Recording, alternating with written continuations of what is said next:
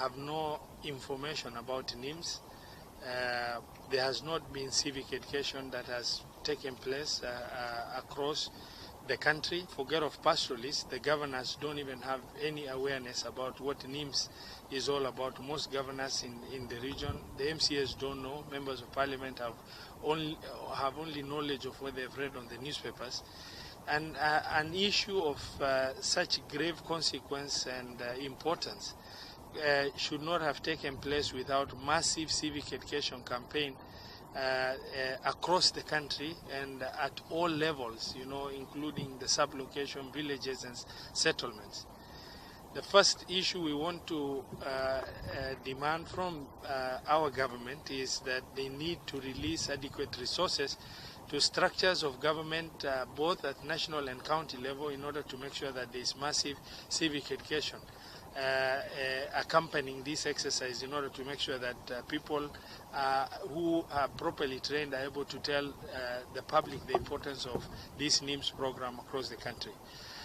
Two, the Niims program is, dependent upon birth certificate and national ID card. As we know, since independence, our regions have suffered deliberate, skewed neglect in terms of issuance of birth certificate and national IDs. The documents, the only people that will be able to benefit are those that have national IDs and birth certificate. Pastoralists don't care about birth certificates and such other issues, and as such, the people who have birth certificates and are below the age of 18 are literally less than 1 or 2%. The rest don't have, and the system runs on there being birth certificate for those that are under 18 and a national ID card for those that are above 18.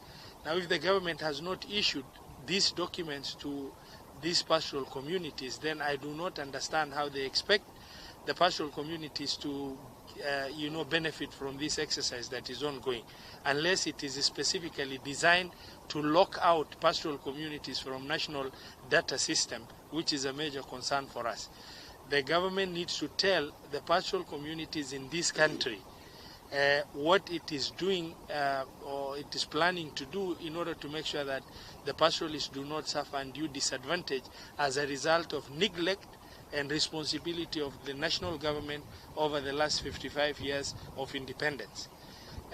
The third issue of concern is that the county governments of Fcdc are urged, under the circumstance and considering what is happening right now, to make sure that those that have national IDs or birth certificates are mobilized adequately with the little resources you have, in order to make sure that people do register in this program and they don't miss out. The last issue I want to reflect on is pastoralists in where we are right now in Turkana or nearby West Pokot and other areas have already crossed across the boundaries of the country into Uganda for grazing and issues to do with the challenges of ongoing drought situation that is there. The same for the border counties of northern Kenya, including Marsabit and Wajir, Garissa, Mandera. And we feel that because of lack of civic education, the communities are not aware, the communities are aware. The period of 45 days is unrealistic, and this should be an ongoing exercise that has no time limit, meaning the program must continue and the registration must continue as civic education investment is done and community is mobilized. Lastly, for our pastoral communities, even to call them to come and register as voters requires massive investment. To have them and to have them participate in census exercise is a huge task. Now, to have this exercise ongoing requires mobilization. Where pastoralists are on the move, they need to be mobilized to come to the center in order to make sure that is done. Resources are required to mobilize them to register if this Niims program is properly intended to have any meaningful impact on the whole country rather than selective application of the same. This important national exercise has coincided with the severe drought that is taking place in our country. And as such, the regions which have been stated here, the arid and semi-arid regions, normally suffer immensely. Our people have moved into neighboring countries, and it is not easy to reach out to them until there is onset of rainfall. That is the only time they can come back.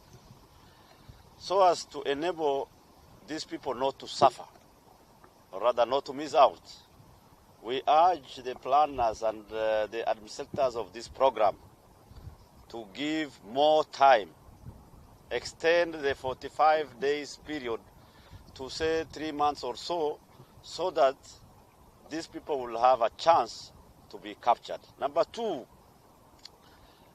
the people who are supposed to register Kenyans, to issue them with identity cards, to issue them with birth certificates, have not been doing the same in Fcdc counties.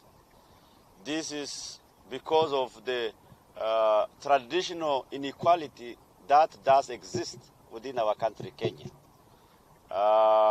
Places to issue those ID cards, the places to issue the birth certificates, the officers normally are not facilitated in good time. The regions are very, very large, too many kilometers to cover. Many a times vehicles do break down, and it takes months and months before they are repaired. The officers are not facilitated, and as such, for the last 2 years, for example, I know 3 of the Fcdc counties, we've just been talking with the governors, where all of them confirmed issuance of ID cards had been suspended indefinitely. So we call upon the government, and especially so the department concerned, to ensure that these important documents are issued with Kenyans. The program is planned in such a way that when you don't have an ID card, you are automatically left out. If you don't have a birth certificate, you are automatically left out. What will happen to a Form 4 people who sat his or her examination 2 years ago, and because of these difficulties have no birth certificates, and because of the inefficiency of the department concerned have no identity card? These are Kenyans. They are, citizens of this country. Because of this exercise now, they'll be stateless, in other words. So we demand that the government steps up issuance of birth certificate, issuance of ID cards in these regions, and extends the period for the Niims exercise so that no Kenyans are going to be disadvantaged. We are not opposed. The government has the right to collect the data. It has the right to register people. It can do anything it wants. What we are worried about, and we are very concerned, is the fact that is the consequences of this exercise and what is likely to happen after the exercise is over. You know, this country has a problem where somebody comes with a major policy decision thinking that the whole of Kenya is just like his sub-location, his village, his home. If everybody in his village has a birth certificate, an immunization certificate, a national identity card, an NHIF card, an NSF card, he thinks that the whole country is just a duplication of his own sub-location.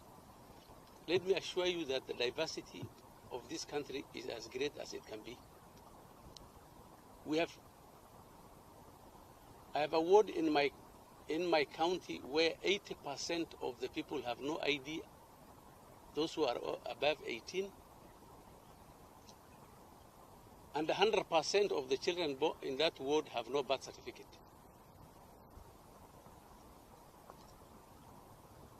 What will happen now? They have never had any contact with official Kenya, with the government or anybody else.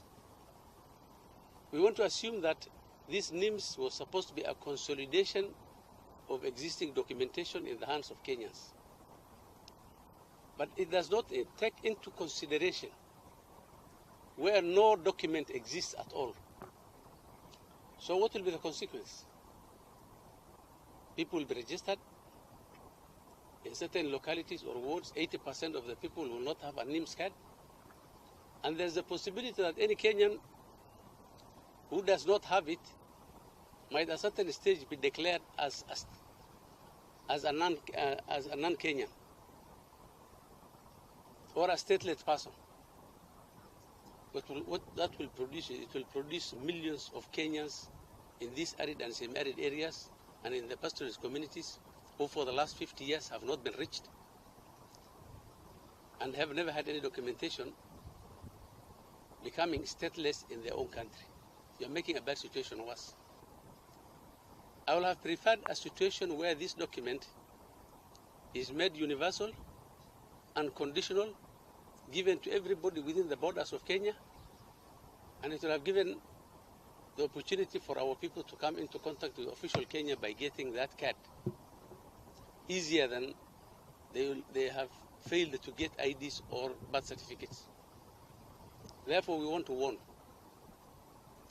that any exercise which will produce stateless Kenyans is not acceptable to us. However long you extend, if you have been unable to cover or get to these people for 50 years, you cannot do it in 45 days. Therefore, we want to know, if you don't have a Niims card or registration, what happens? If you are not likely to get Niims for the next 50 years, what implications does it have for your life? Anyway, these people have lived without IDs or birth certificates. Will life in Kenya become impossible without a Niims registration? Will those people be stopped from getting IDs in old age because they have failed to register for Niims? Will it produce stateless Kenyans? Ladies and gentlemen, these are very serious issues for us, and we are not the ones who are creating them. We are ready for Niims. I'll go back and register for it on Monday. But these are the serious, outstanding issues which we want those who are in charge to solve and inform Kenyans. And if a situation arises where these people will have been declared stateless, we shall use our emergency funds, we shall put all of them in lorries and take them to Nairobi to go and live there. Because they may not be able to live without Niims in the periphery the way they have done in the past. We Kenyans are supposed to follow.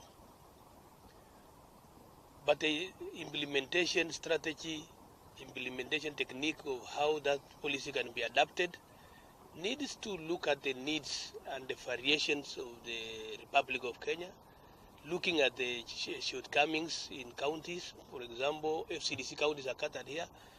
Information and data is very low. So when the president has released this policy, we need to amend the technique of how it can be implemented in counties, including looking at how the Niims can be generated for every person, and even for those who have no birth certificate. It's like a laughing matter when you mention to somebody that some good number of people have no birth certificate in some counties. In some parts of Kenya, they have automatic. But in some parts of Kenya, they do not have. But yet it's still one country. How do they get the same service that is now compulsory? We must change how we are going to give them their needs, Niims. I am hoping that there are several factors that are going to be looked at, not necessarily birth certificate alone or ID. Because if we are unable to give out a basic one like birth certificate, how do you ever imagine that a complicated one like Niims can come without the other one? So these are some of the things that we are raising as county governors and as concerns Kenyans, that we don't want anything that is going to bring a problem between our people and between our country. Otherwise, we support and we ask that the dates and the times be extended, but more so funds for civic education, and more so amending how this document can be given for in certain areas for the sake of having this document avail to everybody. Otherwise, it won't give us achieved results if we just implement it without considering the challenges that exist in some counties, which were already anyway marginalized for a long, long time. Right now, we are experiencing a severe drought. That is a priority of the county government. That is a priority of the people who are suffering those vagaries of drought. And that is what is the priority I'll be focusing on. And I hope that national government also is going to focus on this very priority, even though in the State of Nation address yesterday, drought went missing in that statement the President made in Parliament, and we wonder why. We have now reallocated 800 million shillings of our resources to deal with the drought, because it is projected for the next 3 months if the rains don't come. So if the rains don't fully come, then we will have a 6 months period when we have to provide drought response, because it will be drier and drier and drier much more. So I will want 2 things about this project, the Niims thing. Either extend the date beyond 6 months or postpone it altogether, because if it is rolled out, right now there is 0 registration in Turkana, even if it was rolled out. If you insist on rolling it out, then there will be less than 5% people who will register for it. So let's not disenfranchise citizenry of this country, particularly those who are experiencing drought. Let us have policy changes that adapt to the different situation and the different citizenry of the country. Kwa jumla, hii Niims program inaweza kuwa na lengo nzuri. Maana itakuwa na mtu atakuwa na kipande, hawezi kubeba kipande na license na documents yote itafanywa moja. Hiyo ni mzuri. Lakini shida ni ya kwamba watu wengi wa Fcdc counties hawawezi kupata ile fursa ya kufanya hiyo registration kwa sababu ya shida ambazo imesemekana hapa sahi, na nyinyi mwenyewe mnajua shida ya drought, hii ukame, ukosefu ya maji, njaa na kadhalika. Wakati huu wa kiangazi hiyo program haiwezekani. Kwa hivyo vile tumesema kwa kizungu ni kwamba hii program iwe continuous exercise. Wacha mambo ya 45 days. Even 6 months is not enough. Even 1 year is not enough. Let it be a continuous exercise.